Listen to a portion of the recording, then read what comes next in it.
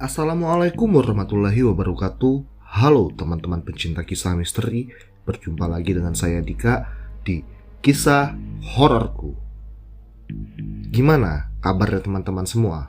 Baik yang ada di Indonesia maupun yang ada di luar negeri pada saat ini. Semoga semua baik-baik aja ya. Amin.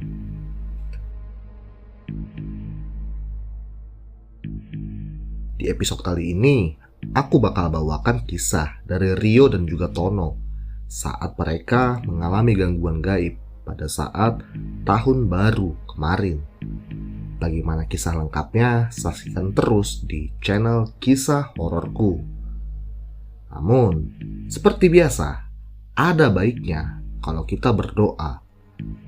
Karena apa yang terjadi pada Rio dan juga Tono bisa terjadi kepada kita semua.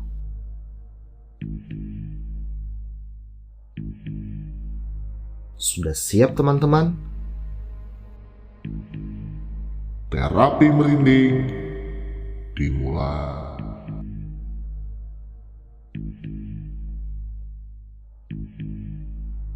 Halo teman-teman, perkenalkan aku Rio. Kali ini aku mau membagikan kisahku saat aku mendaki bukit saat tahun baru tadi. Kisah ini masih sangatlah hangat dan juga jelas dalam ingatanku, di mana pada saat itu aku dan juga temanku mengalami suatu kejadian yang begitu aneh. Pada tanggal 31 sebelum pergantian tahun baru, aku dan juga rekanku yang bernama Tono berencana untuk melewati pergantian tahun di sebuah bukit yang pada saat itu ramai oleh para pendaki. Sebenarnya, aku dan juga Tono masih tergabung di komunitas pencinta alam bersama Bang Dika. Namun, karena mereka tidak ada yang membuat kegiatan pada saat pergantian tahun, membuat aku dan juga Tono memutuskan untuk mendaki santai pada saat itu.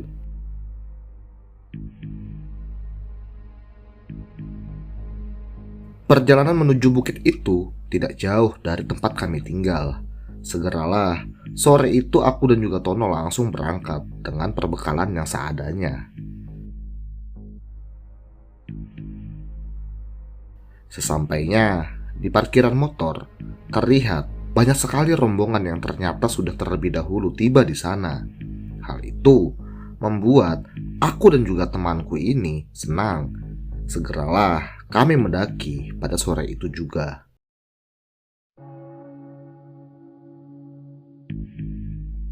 Pendakian kali ini terasa semua baik-baik saja. Sampai pada akhirnya kami pun tiba di puncak bukit ini. Langsung saja aku dan juga Tono memilih spot untuk mendirikan tenda.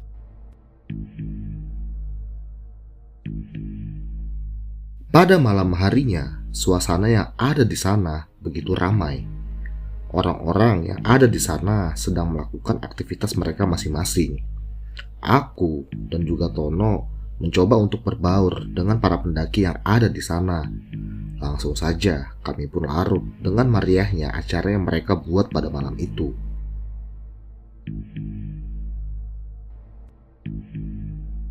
Karena keadaan bukit yang begitu ramai, membuat aku dan juga Tono baru bisa masuk ke dalam tenda sekitar jam 5 pagi lewat. Dan benar saja setelah itu, aku dan juga Tono langsung tidur pulas. Bahkan saking nyenyaknya kami tidur, kami baru terbangun dari tidur kami sekitar jam 4 sore. Hal itu membuat aku dan juga Tono kaget. Kami pun langsung berencana untuk turun saat itu juga. Keadaan yang ada di bukit itu nampak telah sepi, hanya menyisakan kami berdua. Mungkin para pendaki lain telah turun.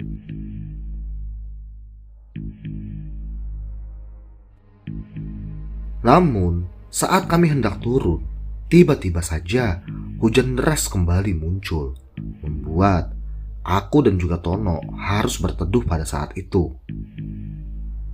Lama, hujan itu tak kunjung reda. Bahkan, saat waktu sudah mau berganti ke malam hari, hujan masih saja turun dengan begitu derasnya. Dan sekitar jam 7 malam, pada akhirnya hujan itu pun berhenti. Kami pun langsung bergegas bersiap untuk turun saat itu juga, karena kami tidak mau menghabiskan malam kami di puncak bukit ini lagi.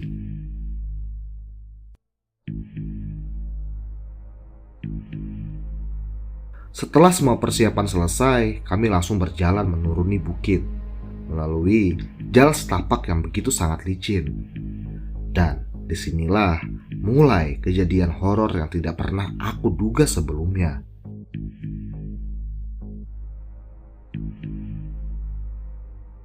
Saat kami melewati padang sabana dan mulai masuk ke area hutan karet, tiba-tiba aku merasakan ada suara aneh dari sebelah jalur pendakian ini. Suara itu terdengar begitu jelas, seperti ada seseorang yang menginjak ranting pohon di sebelah jalur ini. Tono yang juga ada di depan nampaknya juga mendengar suara tersebut. Ia pun langsung berkata kepadaku, "Yuk, kamu dengar nggak?" "Dengar. Ayo lanjut. Ini udah malam. Aku sih bukan takutnya setan, tapi lebih takut dengan binatangnya." "Iya, bener. Takutnya itu ular." Jujur, aku adalah orang yang sangat fobia dengan ular. Mendengar kata ular, sontak aku langsung merinding sejadi-jadinya pada malam itu.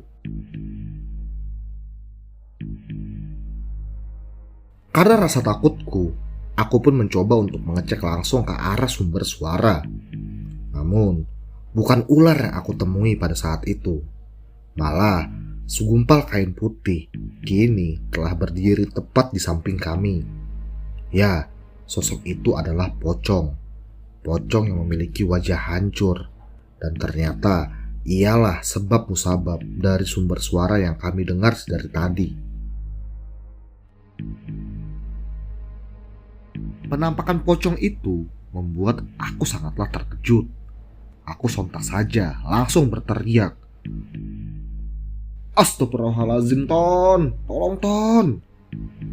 Tono yang kaget mendengar teriakanku pun langsung menoleh ke arahku. Tono langsung saja mencoba menarik tanganku, dan ia langsung mengajak aku berlari. "Ngapain kamu diam? Ayo lari!" Sontak, kami berdua langsung lari ketakutan pada saat itu. Bahkan, aku dan juga Tono sempat beberapa kali terpeleset karena jalur yang begitu licin akibat hujan tadi sore. Hingga sekitar 300 meter ke depan, kami pada akhirnya bisa berhenti dan mencoba untuk mengatur napas kami kembali.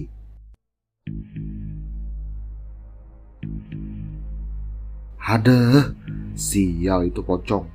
Ngapain sih ganggu kita?" ujarku sambil terengah-engah. "Hus, kamu gak boleh ngomong kayak gitu.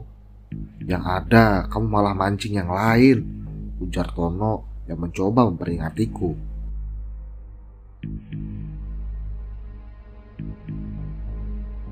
Aku dan juga Tono langsung berinisiatif untuk istirahat sejenak di sana.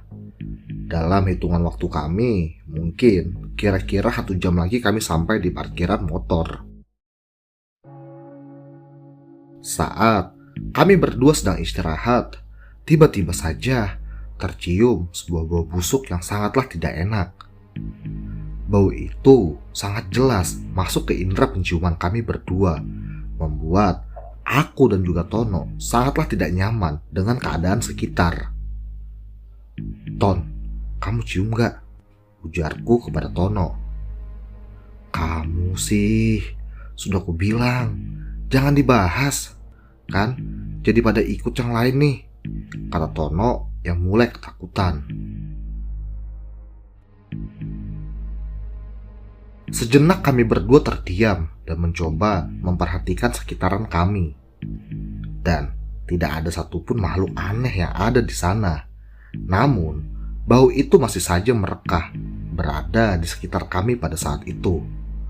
Jujur, bau itu sangatlah mengganggu aku dan juga Tono. Hingga tanpa kami sadari, saat kami berdua sedang asik duduk, tiba-tiba saja aku tak sengaja menyentuh sebuah rambut yang begitu panjang ada di sampingku. Aku yang keheranan akan rambut tersebut sempat bertanya dalam hati, rambut siapakah itu? Lalu aku mencoba melihat ke atas pohon tempat kami berdua beristirahat. Dan ternyata di sanalah sumber dari bau busuk yang sedari tadi kami cium. Di sana ada sosok wanita yang begitu menyeramkan. Sosok itu memiliki rambut yang begitu panjang, terjulur dari atas pohon sampai ke tanah, serta payudaranya menjuntai dari dada sampai ke daerah lututnya. Dan tubuh si wanita itu dipenuhi dengan koreng yang begitu mengerikan. Luka koreng itu terlihat bernanah, mengeluarkan bau yang begitu tidak enak. Mungkinkah itu yang dimaksud oleh orang-orang, yaitu kalong wewe? Sosok kalong wewe itu ternyata telah memperhatikan kami sedari tadi. Aku yang kaget langsung saja berlari ketakutan. Tono yang melihat aku lari ketakutan pun heran. "Hei, kamu kenapa?" tanya Tono kepadaku. Lari no, lari. Di atasmu ada setan."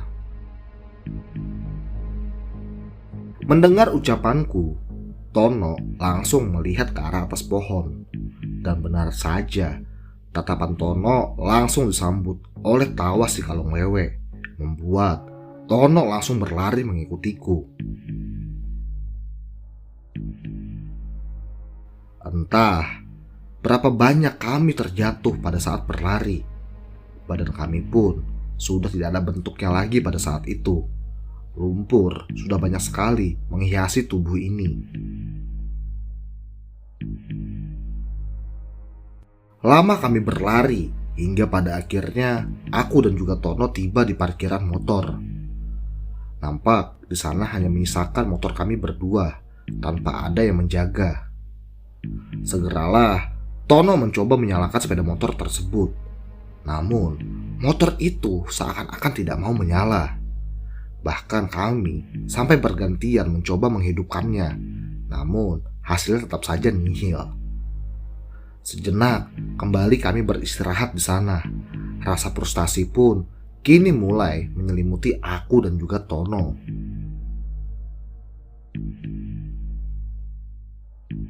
Di tengah keputusasaan kami, Tono langsung berkata, "Mbah, Datu, setan gunung, setan alas, tolong jangan ganggu lagi ya, kami capek."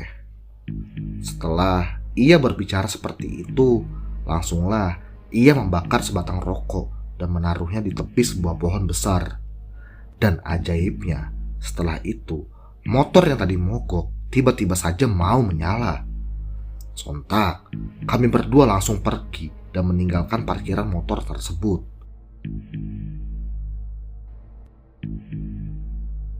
Di perjalanan pulang ini, kami merasa mungkin sudah tidak ada lagi gangguan. Kami pun langsung memutuskan untuk singgah di sungai kecil dan membersihkan baju kami yang telah terkena lumpur. Setelah mengganti baju dan juga membersihkan badan, kami langsung memutuskan untuk lanjut berjalan menuju ke arah rumah. Namun, kembali keanehan terjadi di sini, di mana tas carrier yang kami gunakan terasa begitu berat.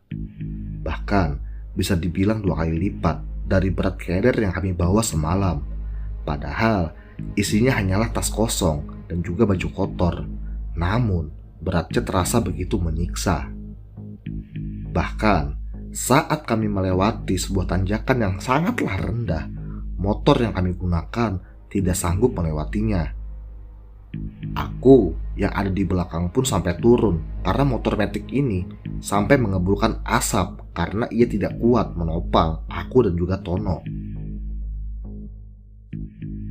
Entah apalagi hal aneh yang kami alami. motor ini tidak bisa melaju dengan normal. Dan setelah berusaha payah melewati tanjakan tersebut, kami langsung berjalan menuju kota kabupaten. Di sana, kami sempat melihat ada tukang bakso yang masih buka pada saat itu. Karena rasa lapar yang sudah tidak bisa lagi kami kompromi, langsunglah kami singgah di sana. Kami pun memesan 2 mangkok bakso di sana. Saat paman tukang bakso itu membuatkan pesanan kami, tiba-tiba ia langsung bertanya, "Dari gunung ya mas?" "Iya bang, hehehe. Ini kami kemalaman turunnya. Tapi mas berdua ada ngerasa aneh nggak?" tanya si tukang bakso pada kami. "Emang ada apa ya paman? Kok tanya kayak gitu?" "Oh, gak apa-apa. Itu loh, kalian dari gunung malah bawa anak kecil di tas kalian," kata si tukang bakso dengan santainya sambil membuatkan bakso pesanan kami. Sontak, aku dan juga Tono heran. Lalu kami pun tersadar, karena sedari tadi kami merasakan kalau tas yang kami bawa itu sangatlah berat. Bahkan motor metik yang kami gunakan tidak mampu membawa kami saat melewati sebuah tanjakan. Lalu si paman bakso ini menawarkan sesuatu kepada kami. "Kalian berdua mau lihat gak anak-anak yang kalian bawa dari gunung?" Sontak, dengan rasa yang penuh penasaran, aku dan juga Tono langsung mengangguk. Paman itu langsung saja berjalan menuju ke arah kami. Setelah itu, ia langsung mengusapkan sebuah air ke wajahku dan juga wajah Tono. Dan lalu ia menyuruh kami untuk melihat ke arah tas carrier yang ada di sepeda motor kami. Aku dan juga Tono langsung saja kaget, karena kini kami sadar kalau sudah ada 2 sosok anak kecil ini yang telah merepotkan kami di perjalanan tadi.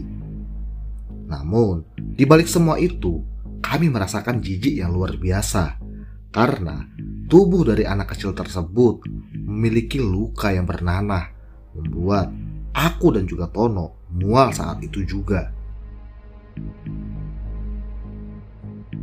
Paman bakso itu melihat aku dan juga Tono yang sudah tidak tahan lagi.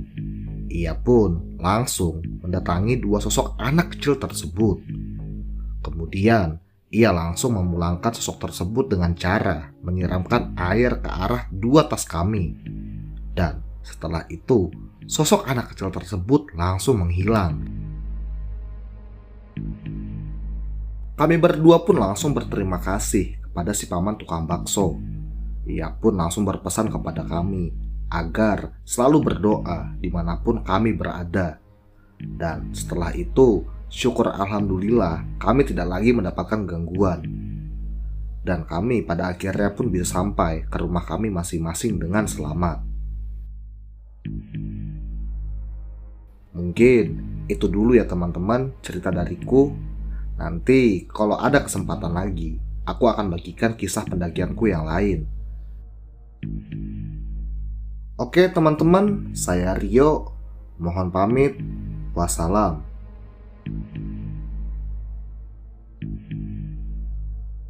Oke, terima kasih Mas Rio yang sudah mau membagikan kisahnya di channel Kisah Hororku. Semoga di cerita kali ini ada pengalaman dan juga pembelajaran yang bisa kita ambil. Dan bagi teman-teman yang ingin membagikan kisahnya, bisa kirim lewat email yang ada di deskripsi ya teman-teman. Dan bagi teman-teman yang sudah menyimak cerita ini sampai selesai, saya ucapkan terima kasih. Bagi teman-teman juga yang baru bergabung, jangan lupa dukung terus channel ini dengan cara like, komen, dan juga subscribe. Saya Dika, pamit. Sampai jumpa di episode selanjutnya. Wassalam. Terapi merinding selesai.